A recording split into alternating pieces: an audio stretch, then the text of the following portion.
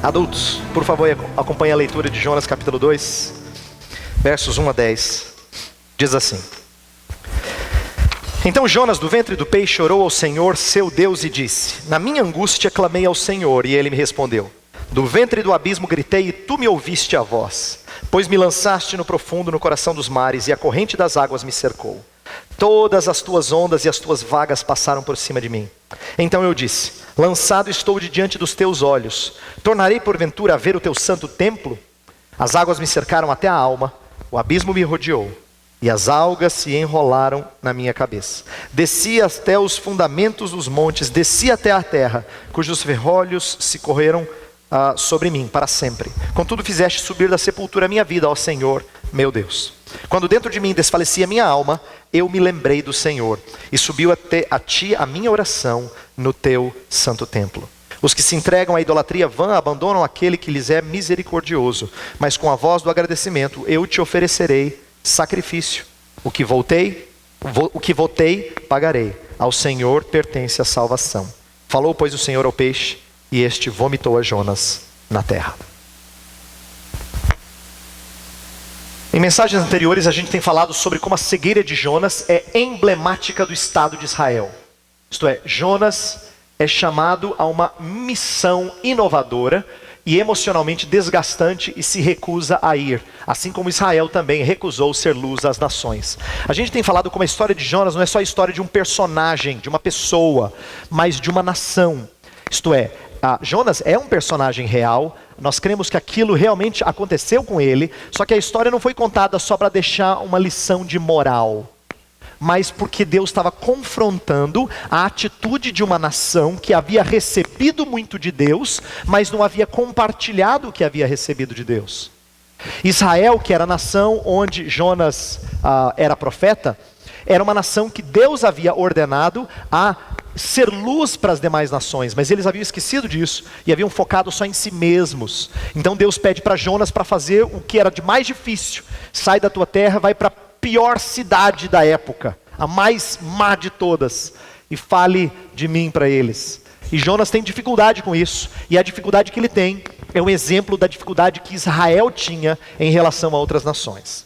Bem, eu tenho dito, e eu foquei nessa comparação de Jonas com Israel, para você entender que nós também temos dificuldades semelhantes. Eu não quero que a gente olhe para o livro de Jonas e diga assim: que personagem estranho esse, que sujeito esquisito esse que foge de Deus, não quer fazer a vontade de Deus. Depois nós vamos ver no capítulo seguinte, na semana que vem, ele prega, as pessoas se convertem, ele fica triste. Não dá para entender isso. Mas, na verdade, nós também recebemos chamados e nós temos dificuldades com certos chamados. Fomos chamados a fazer discípulos, confrontar pecado e deixar nosso conforto em prol do crescimento da igreja. E nós temos dificuldades com esses 3 elementos de nossa missão.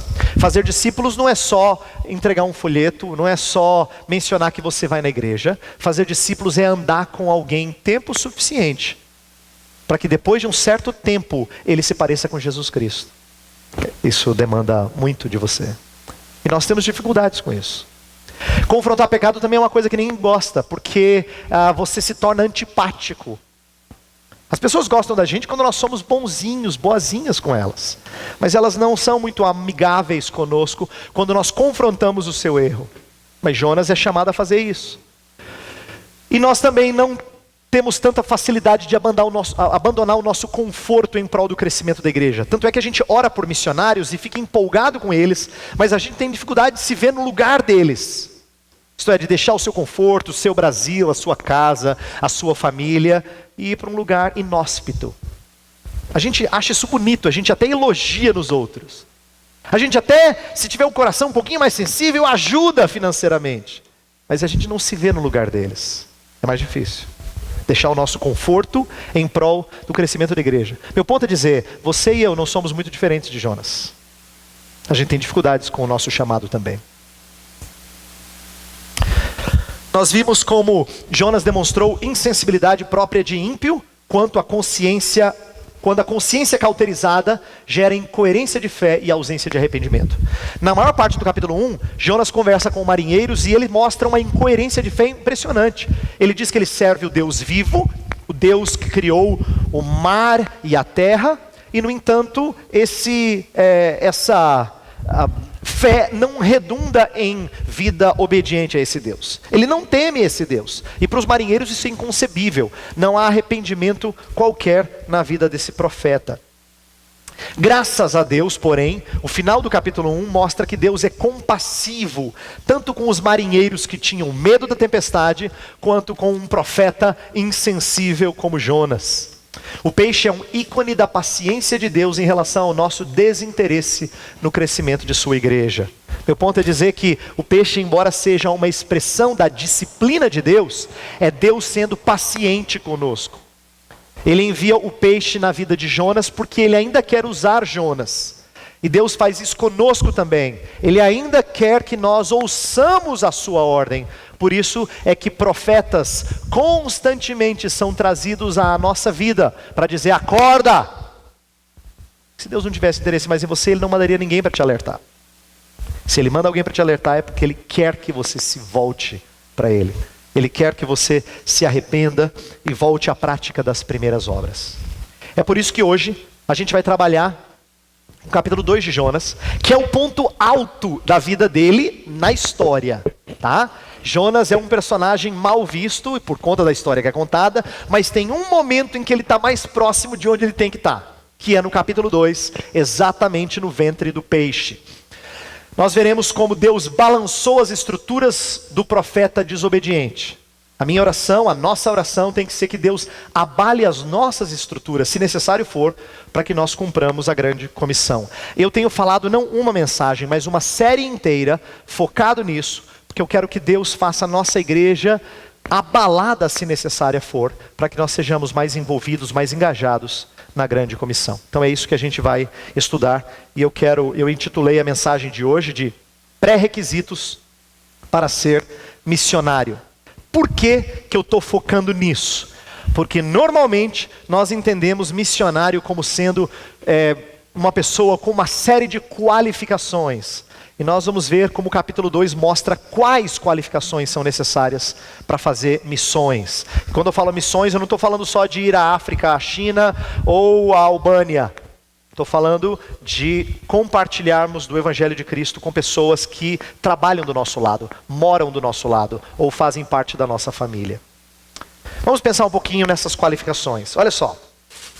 Se eu perguntasse para você, o que você julga primordial para que alguém seja um missionário, enviado pela igreja para um lugar onde ele tenha que testemunhar de Cristo? Você provavelmente citaria 3 coisas que são justas e boas, e a palavra de Deus, em alguma medida, fala disso. Dom, você tem que ter dom para coisa. A gente fala frequentemente assim, eu tenho que ter habilidade especial para levar o evangelho, para falar. E tem gente que não se julga muito apta. Eu não falo muito bem, pastor. Eu até gostaria que as pessoas fossem na igreja, mas eu não me vejo assim um comunicador como os pastores são. A gente fala de dom, a gente fala de um chamado, né? Eu acho que um missionário ele tem que ter um chamado especial. Deus tem que convocá-lo de uma forma especial, que seria equivalente a um senso de dever.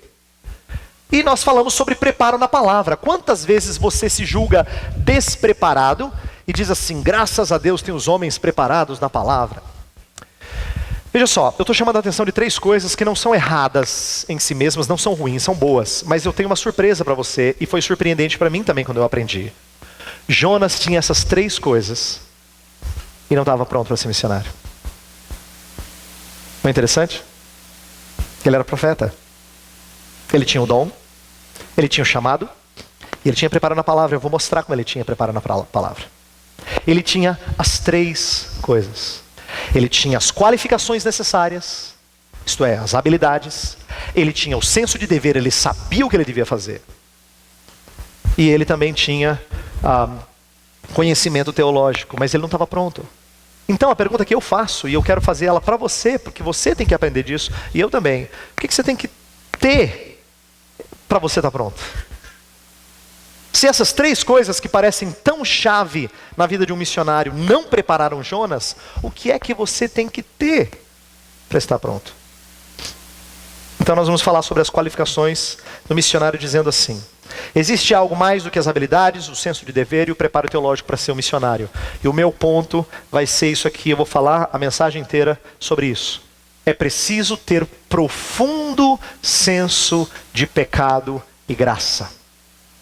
Profundo senso de pecado e graça é que nos impulsionam a falar de Cristo para as outras pessoas. Enquanto essas coisas não lhe baterem na alma de forma impactante, você pode se esforçar, porque você tem senso de dever. Você já esteve na igreja tempo suficiente para ouvir assim: olha, nós temos que falar de Cristo. Você já ouviu isso tantas vezes? Você já foi tão cobrado disso? Então você fala: não, eu tenho que fazer. Igual academia, quando você não gosta. Eu tenho que fazer, senso de dever. Senso de dever não sustenta a gente por muito tempo. Ou talvez você diga assim: não, eu acho que eu não tenho habilidade, mas se eu fizer um curso sobre como evangelizar, talvez eu fique apto. Mas curso não muda você. Curso te ajuda, pode te dar orientações, mas não prepara você integralmente. A não ser que você tenha profundo senso do pecado e da graça, é que você não... Se você não tiver isso, você não vai aprender a ser testemunha de Cristo Jesus. O que eu pedi para as crianças desenharem é isso aqui, ó. Crianças, conseguem enxergar Jonas? Está vendo ali? O que Jonas está fazendo na barriga do peixe? Orando, exatamente. E o que é curioso dessa cena, e esse é um desenho, é claro, é que você imaginaria assim que teria muitos melhores lugares para orar, não é? Dava para orar na igreja, dá para orar no quarto, dá para orar em casa. Mas Jonas não era muito bom de oração, pelo menos eu não estava muito bem de oração naqueles dias. Então, o nosso texto começa uma coisa muito interessante. Fala no final do capítulo 1 que ele foi engolido pelo peixe, e o capítulo 2 começa assim: então orou ao Senhor. Em outras palavras, só então é que ele orou ao Senhor.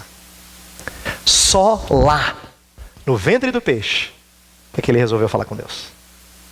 E isso aqui é o que nós precisamos ponderar nesse momento. No ventre do peixe, Jonas teve muito tempo para refletir. Ele foi quebrado pela soberania de Deus. Presta atenção. Deus chamou para ir para Nínive para pregar para os ninivitas. Ele vai para o sentido contrário, para Tarsis. A tempestade começa, ele não dá a mínima. Ele vai para o porão e dorme. O chefe do mestre do barco lá, o chefe, ele acorda e diz: ore para o seu Deus. E a gente não ouve nenhuma menção que ele tenha orado. Ele é acordado, mas a Bíblia não fala que ele orou. Depois, todo mundo lá está orando e lançando sortes e cai em Jonas. E na hora que perguntam para Jonas: o que é que você fez? Por que que você está aqui? Será que a sua história tem alguma coisa a ver com essa tempestade? A gente vê Jonas falando da sua história, mas em nenhum momento ele ora. E quando os marinheiros perguntam, porque aí diz os marinheiros assim: o que nós devemos fazer? Em nenhum momento ele diz assim: vamos orar. Eles me jogam fora do barco. Me joga fora. Em nenhum momento até aqui na história nós vemos Jonas falando com Deus. Sabe por quê? Eu sei por quê. Tristemente eu sei por quê. E eu acho que você também sabe. Quando a gente não está bem com alguém, a gente tem dificuldade de conversar normalmente com esse alguém. Não é natural. Quando as coisas não vão bem, você evita falar com esse alguém. Com Deus não é diferente. Deus é pessoa também. Quando as coisas não vão bem, você diminui suas conversas com Ele. E Jonas fez isso. Mas Deus deu tempo para ele. Deus quebrou esse moço, esse homem. Deus foi amassando ele, até que deu a pior experiência de todas. E quando eu falo da pior experiência de todas, que o levou a refletir, a orar, eu quero que você entenda que momentos de aflição, como doença, ou frustração na família, ou na igreja, ou perda de emprego, elas deveriam provocar não murmuração, mas mais tempo de reflexão e oração. Eu e você deveriam ser prontos a falar mais com Deus nessas horas. Alguns de nós não aprendem bem isso. Por isso que eu preciso lembrar você de novo. Quando as coisas não vão bem, é uma ótima oportunidade para você falar mais com Deus. Ótima. Ótima. Não perca essa oportunidade. Deus está lhe dando tempo para refletir. Deus deu para Jonas um bocado de tempo, onde ele não podia fazer outra coisa, senão pensar na sua vida, refletir e falar com Deus. E o que ele fala com Deus? Qual é o conteúdo da sua oração? Eu vou defender aqui durante toda a pregação que é uma oração de confissão. Mas uma oração de confissão tem coisas diferentes no meio que são importantes, são ricas e benéficas para a nossa vida. Em primeiro lugar, ele fala que ele fez uma palavra, ele deu uma palavra de gratidão. Olha só, com a voz do agradecimento eu te oferecerei sacrifício. No verso 9, no comecinho, ele fala de voz de agradecimento. Pensa bem, agradecimento, você está na barriga de um peixe. Você tem a experiência mais angustiante de todas, como eu vou mostrar aqui, porque ele está plenamente consciente. Ele narra como é que foi lá dentro. É claro que ele não escreveu essa oração lá dentro, porque não daria para fazê-lo. Ele escreve depois que ele sai. Mas ele está narrando como é que ele se sentiu lá dentro. Mas só que ele diz, eu vou proferir gratidão a ti. Gratidão porque mesmo que Deus não o tivesse livrado, Deus lhe dava uma oportunidade para falar com ele, Deus, mais uma vez. Presta atenção. Às vezes, nós temos momentos na nossa vida em que as coisas não vão bem. E se Deus despertar em nós gratidão antes de que elas voltem a estar bem, é sinal que você reconheceu que o mais importante não é as circunstâncias boas, é você estar bem com Deus. E ele agradece a Deus. Fala assim, Senhor, obrigado, porque eu não sei quanto tempo eu vou viver aqui dentro, mas eu posso falar com o Senhor. Posso restaurar meu relacionamento contigo. Gratidão, segundo ponto, esperança. Verso 4, ele fala sobre ver o templo. E é interessante isso, sabe por quê? Porque Jonas é um profeta do reino do norte. E se você lembra da história de Israel, o reino do norte se desvinculou do reino do sul e passou a fazer a adoração pagã desde o início. Eles fizeram um novo templo na capital Samaria, eles constituíram novos sacerdotes e eles esqueceram Jerusalém. Só que Jerusalém era o lugar onde Deus disse que deveria ser adorado. Portanto, lá era o templo genuíno e verdadeiro. E Jonas fala do templo, dizendo assim, eu tinha que voltar meus olhos para Jerusalém. Jerusalém, na mente do cristão do Antigo Testamento, era a sua maior alegria. Ele tem esperança de que Jerusalém, o lugar onde Deus se faz presente, seria a sua alegria. E por último, eu falei que eu ia mostrar que ele tinha conhecimento da palavra de Deus. Sabe por quê? Jonas expressa na sua oração uma série de frases que vem do livro de Salmos. A maioria dos estudiosos dizem que ele picotou, por assim dizer, trechos de salmos e costurou numa poesia, numa oração. O que ele está fazendo aqui que é importante? Na verdade, ele está trazendo à memória o que lhe pode dar esperança. Isso só vem à sua memória se você guarda no coração as tuas palavras para não pecar contra ti. Você só tem como trazer à memória as coisas que você semeou lá. Se você não gastou tempo semeando o que serve, o que presta, não vai vir à memória o que presta na hora da sua aflição. Você não gastou tempo. Você não dedicou-se a alimentar dessas coisas. E é por isso que não é possível vir à memória o que te dá esperança. Mas para Jonas veio. Ele teve nos lábios o que foi semeado no coração. E eu creio que Jonas se arrependeu genuinamente. Eu digo isso porque alguns não acreditam que Jonas está arrependido aqui. E eu preciso falar sobre isso porque essa é uma área difícil da gente entender. Tanto a nosso respeito quanto em relação ao próximo. Então presta atenção nisso. Alguns dizem assim, olha, eu não acho que Jonas está arrependido. Por uma série de elementos da sua oração. E a maioria, no âmbito popular, por exemplo, vai dizer que Jonas não está arrependido pela forma como ele age depois. Isto é, Jonas logo em seguida prega para Nínive, Nínive se transforma e ele fica irado, portanto ele não está arrependido. Então eu quero chamar a atenção de duas coisas. Primeiro, olha os elementos que apontam para mim, para a genuinidade do seu arrependimento. No verso 7, eu acho lindo esse verso. Ele fala assim, ó.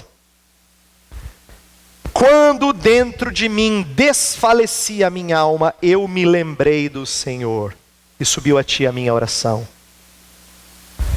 E subiu a ti, eu me lembrei do Senhor. Quando a minha alma desfalecia, eu me voltei para o Senhor. Essa é uma expressão de arrependimento. Quando as coisas não iam bem, eu lembrei do Senhor. Eu lembrei que eu não estava correto com o Senhor. E eu me voltei a Ti em oração. Esse é o espírito de um coração quebrantado.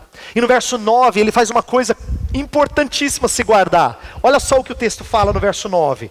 Olha de novo aqui no texto impresso. Fala: com a voz do agradecimento eu te oferecei sacrifício, e o que votei pagarei. Presta atenção, sacrifício e voto. Sabe por que isso aqui é importante? Porque são as duas coisas que os marinheiros ofereceram no final do primeiro capítulo. Quando eles lançam Jonas e tudo é acalmado, e diz que eles temeram ao Senhor extremamente, em extremo, muitíssimo. O que eles fizeram? Sacrifícios e votos. Postura de culto é uma expressão de quem está genuinamente arrependido. Jonas não sabe se vai sair da barriga do peixe, mas ele está desejoso de oferecer-se ao Senhor. E ele faz um voto ao Senhor. E o texto não diz qual voto, mas eu tenho a impressão que eu sei. Do tipo: se o Senhor me livrar daqui, eu vou. Eu não queria ir, mas eu vou. Sacrifícios e votos, postura de culto e compromisso. E presta atenção então na lição que a gente tira com isso. É importante você e eu aprendermos isso. Arrependimento pode ser real, ainda que não seja perfeito. Todos nós, eu inclusive, temos momentos da nossa vida em que a gente se arrepende de algo, não dura muito tempo e a gente volta a praticar certos erros. Mas não é verdadeiro, genuíno a gente dizer que nós não nos arrependemos.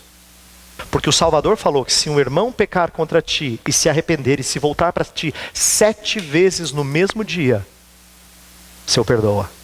Se Jesus fala de 7 vezes no mesmo dia, é porque ele parte do pressuposto que alguém pode falhar e se arrepender genuinamente, ainda que ele falhe rapidamente de novo. Com isso eu não estou defendendo nenhum tipo de postura relaxada de nossa parte. Eu só estou dizendo que é isso que nos ajuda a entender por que nós somos tão esquisitos aos nossos próprios olhos. Você não se lembra de momentos em que você se arrependeu de verdade? Depois você não fez de novo? Nós somos assim. É possível ter arrependimento genuíno e não ser perfeito. Porque arrependimento, eu vou dizer aqui no resto dessa mensagem, não é uma atitude única na nossa vida. É uma prática constante na nossa vida. Precisa ser constante na nossa vida. Jonas fala assim, pois me lançaste no profundo. Ele diz isso no meio da sua oração. Isso aqui é bem característico daquilo que ele está sentindo. No verso 5 ele narra a experiência agonizante.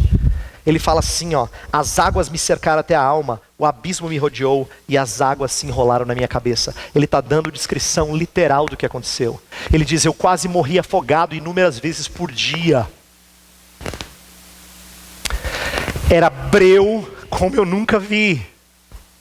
E quando eu achava que eu tinha um espacinho para respirar, era alga me cercando. Ele está narrando um pouco da angústia que ele sente o tempo todo. Ele só se lembrou de Deus quando ele chegou no fundo do poço, quando ele foi mais machucado, quando ele foi mais amassado. Eu li um autor que falou uma coisa muito forte e eu entendi isso. Ele disse assim que Jonas queria fugir da presença de Deus, não é? Lembra que o início da história é assim? Deus deu um gostinho para ele do que é estar longe da presença de Deus. Um gostinho amargo do que é estar distante da presença de Deus. Isso dói muito.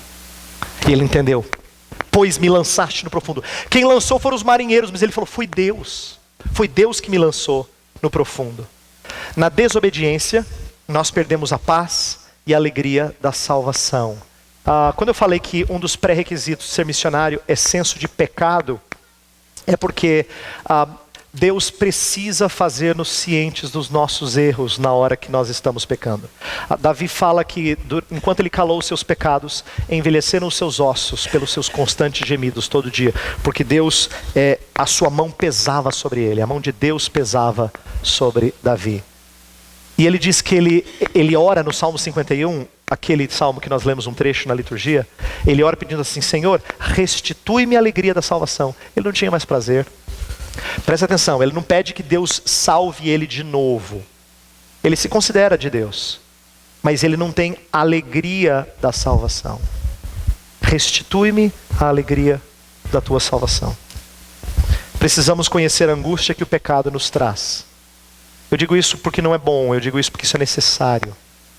Isso é necessário para que você entenda quão fundamental é o seu papel ao anunciar a perdição dos outros. No profundo, é o seu ponto mais alto. Isso aqui é uma coisa curiosa. Eu falei que o capítulo 2 é o capítulo mais marcante, ou em que Jonas está um pouquinho melhor na história. Está melhor na fita, como a gente diz. Porque isso é verdadeiro em relação à nossa vida também. Os momentos mais preciosos da vida cristã, mais preciosos, por mais que sejam doloridos, é quando Deus nos faz descer ao mais profundo abismo. Eu li um autor muito sábio que diz que arrependimento é a gente descer para poder crescer. A gente precisa aprender a descer, a ser rebaixado. E a história de Jonas é uma história de descida. Lembra que eu falei no capítulo 1 que ele desceu para Jope? Depois diz o texto no original que ele embarcou. Quando ele embarcou, ele entrou no barco. No hebraico é o mesmo verbo, descer. Ele entra no barco, ele desce. Depois diz o texto que ele havia descido para o porão. E agora ele desceu para as profundezas da terra. É desceu, desceu, desceu, desceu, atingiu o mais profundo. E é lá que Jonas está no seu melhor. É lá. Não é quando as coisas estão tranquilas aqui. É lá. No mais profundo. Deus quer trabalhar com pessoas que se sentem indignas. Ciência da perdição desperta avidez missionária. Eu falei que um dos pré-requisitos é senso de pecado. Por quê? Porque homens foram transformados assim e são impulsionados a falar de Deus assim. A história de Isaías, quando Isaías vai, o rei acabou de falecer, o rei da época dele, Uzias, ele vai para o templo para orar, e lá ele diz que ele tem uma visão do Senhor assentado num alto e sublime trono. E o que que Deus faz? Deus faz ele reconhecer o pecado dele, porque ele está diante de coisas santas, seres santos, e ele diz: ai de mim, estou perdido, porque habito no meio de um povo de impuros lábios, os meus lábios são impuros. O que que Deus faz? Deus purifica e manda ele ir pregar. Mesma coisa com o Gerazeno, aquele que era endemoniado, que fazia coisas horrendas. Deus o liberta, a primeira coisa que ele quer fazer é ir com Jesus. Jesus fala: não, fica aqui, fala para os seus. E a gente sabe que ele fez isso, por quê? Porque depois que Jesus volta para a mesma região de Decápolis, ele é recebido pelas pessoas que lá estão para curar, para libertá-los dos males. Então alguém falou de Jesus. Na primeira vez ele foi expulso por ter levado os demônios do Gerazeno para a manada de porcos. Ele foi expulso porque Jesus havia causado prejuízo financeiro. Mas na segunda vez que ele volta para Decápolis, ele é recebido, porque agora alguém falou dele. Mesma coisa com novos convertidos. Eu não sei quantos de vocês já estão tempo na igreja para ter percebido isso, mas é comum nós vermos pessoas que acabaram de crer em Jesus e estão tão empolgadas, isso ferve no coração de tal forma que elas falam de Jesus o tempo todo. Parece até que ficaram meio quadradas, assim alguns dizem. Não é que isso está fervilhando de tal forma. Infelizmente, com o passar do tempo, a maioria de nós permite que isso esfrie. Então a gente fala de Jesus, mas é mais comedido, entendeu? É mais assim, é mais polido, é mais... parece mais maduro, mas não é. Por isso que a gente cantou: eu quero voltar ao primeiro amor. Quem está apaixonado, a ideia de primeiro amor é quem está vibrando, quem está apaixonado fala da sua paixão, né? A ideia de você estar assim, pensando nessas coisas o tempo todo, isso não sai da sua cabeça. Deus quer que a gente esteja assim com as coisas dele. E se nós não tivermos profundo senso de pecado, a gente não vai estar. Se isso não bater forte, não bater lá no profundo, você não vai estar, por mais que você tente. Só que eu não posso falar só de senso de pecado, porque é muito melancólico. E Jonas não fica eternamente na melancolia. Pelo contrário, a oração dele é muito bonita. Ele fala assim: quando desfalecia minha alma, eu me lembrei do Senhor. Eu acho lindo esse texto. Verso 7. Eu me lembrei do Senhor e do teu santo templo. O que ele está dizendo aqui? Ele está dizendo assim, meu coração não ficou na melancolia há muito tempo. Eu tive paz com Deus, eu confessei o meu pecado, e a minha iniquidade eu não mais ocultei. A minha alma que estava em sequidão de estio, agora estava para cima. Eu conseguia falar dessas coisas sem ter o peso do pecado no meu coração, porque agora eu estava perdoado. É assim que Jonas ora. E é assim que a gente tem que orar. E se você não experimenta isso, você não está pronto. Eu sinto te dizer, você não está pronto.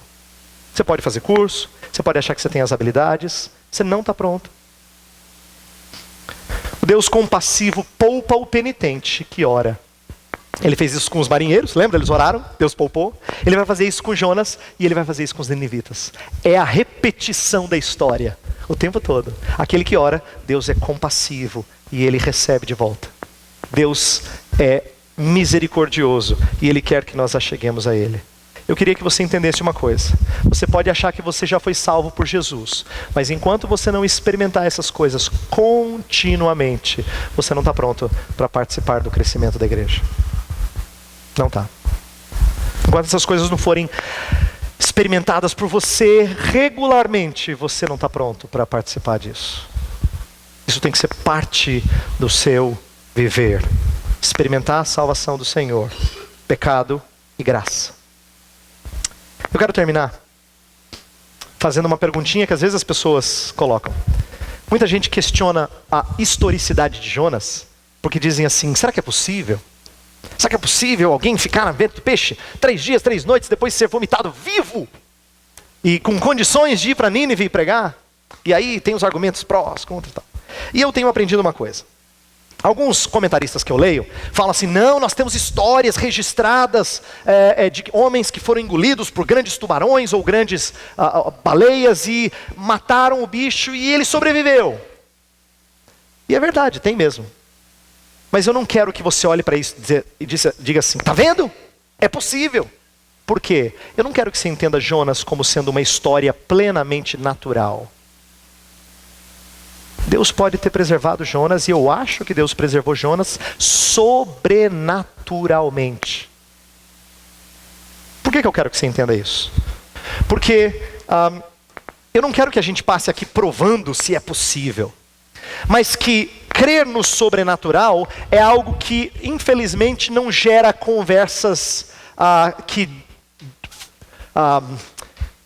corroboram para provar isso, mas também provar isso é desnecessário. Por que é desnecessário? Quando você conversa com gente que não acredita num Deus que faz milagres, não adianta você querer mostrar que é algo natural.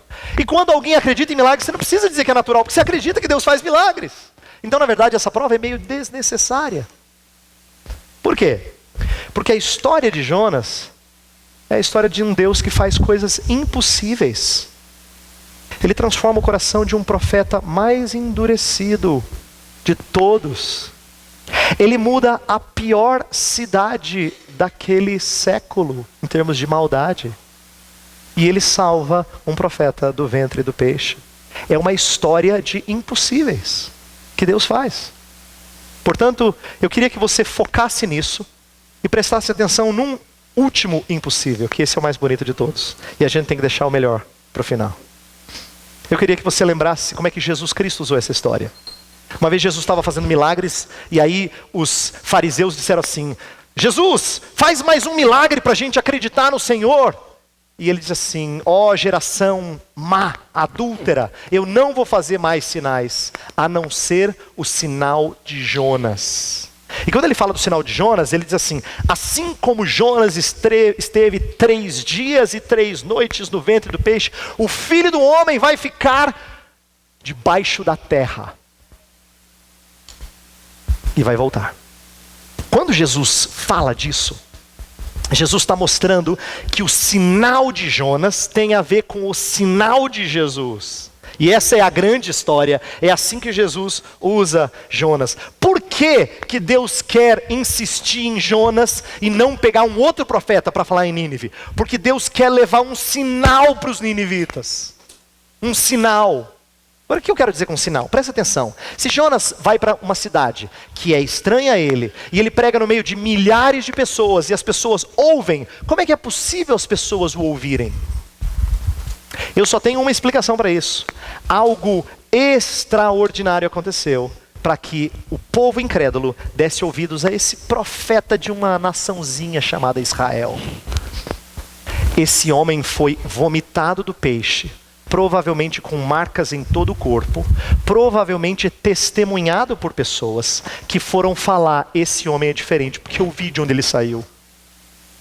Um comentarista que eu li diz assim que os ninivitas adoravam o deus peixe Dagon. Imagina você que você tem diante de você aquele que foi vomitado do Deus que você adora. Ele deve ter alguma mensagem importante, eu tenho que ouvir esse homem. Deus faz questão de usar Jonas porque ele quer trazer um sinal para os ninivitas.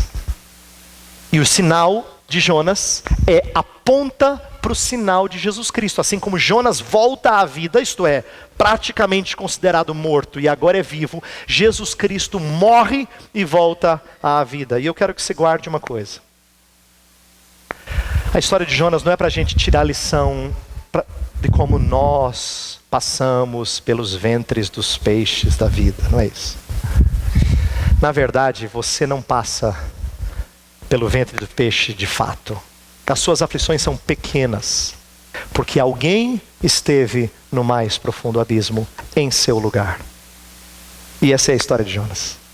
A história de Jonas é a história de alguém que é colocado no ventre do peixe no seu lugar, para que você não experimente as coisas mais tristes e angustiantes da vida, que é estar totalmente destituído da presença abençoadora de Deus.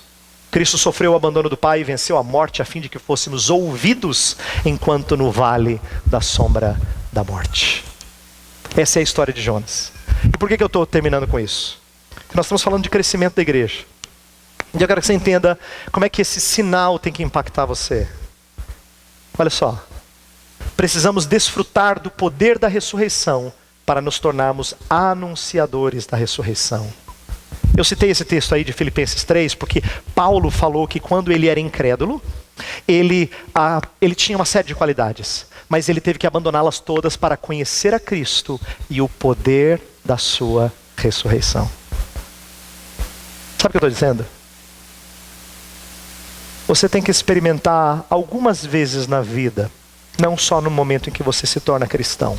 O que significa ficar no mais profundo abismo e Deus trazê-lo de volta. E Deus trazê-lo de volta. Para você dizer assim: eu preciso falar desse Deus. Eu não posso deixar de falar desse Deus. Se você não experimenta isso, eu não tenho como fazer de você um participante do crescimento da igreja. Não tem nada que eu fale aqui que vai fazer de você engajado nisso. Nada. Por quê? Olha só. Mais do que dom para evangelizar, mais do que senso de dever, mais do que profundo conhecimento bíblico, precisamos experimentar continuamente a dor do pecado, e isso é morrer. E o conforto da graça, e isso é ressurgir, para sermos testemunhas de Cristo. Eu vou pedir a Deus que faça uma coisa dolorida, mas boa para a nossa igreja. Que Ele quebre você no meio. Que Ele quebre você no meio. Que Ele faça você mais consciente de que vida cristã tem momentos assim tristes. Vida cristã não é só feliz, não é só almoço. Vai ter o tempo do almoço. Mas antes disso tem dias tristes. Dias tristes. Dias profundamente tristes. Em que Ele te coloca no mais profundo do abismo. Que na verdade não é pagar pelos seus pecados, Jesus Cristo já fez isso. Mas é você reconhecer que é lá que você entende a graça de Deus. Ele fala assim: quando desfalecia a minha alma, eu me lembrei do Senhor. Vou pedir para Deus quebrar você e fazer você lembrar dele. Só assim nossa igreja vai crescer. Só assim nossa igreja vai crescer. Feche os seus olhos.